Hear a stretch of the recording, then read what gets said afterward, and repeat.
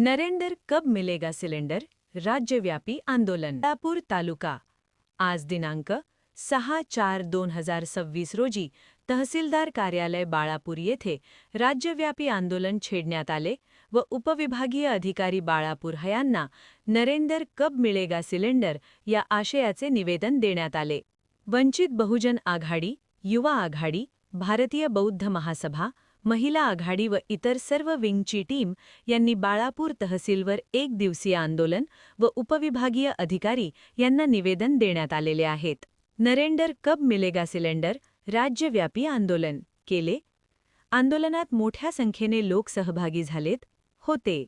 वंचित बहुजन आघाडी बाळापूर तालामधील सर्व पदाधिकारी वंचित बहुजन आघाडी आपल्या पक्षाच्या वतीने 6 एप्रिल 2026 रोजी नरेंद्र कब मिलेगा सिलेंडर राज्यव्यापी आंदोलन प्रत्येक जिल्हा, शहर, तालुका ठिकाणी करण्यात आलेले आहे।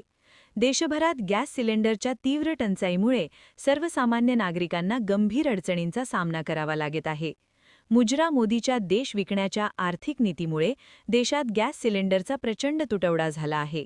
सबब भाजपा सरकारला जाब विचारण्यासाठी बाळापूर तालुक्यातील सर्व वंचित बहुजन आघाडीतील महिला अध्यक्ष, महासचिव, सचिव यांनी चुली पेटवून व त्यावर भाकरी तयार करून आयोजित आंदोलन यशस्वी करण्यात आलेले आहेत।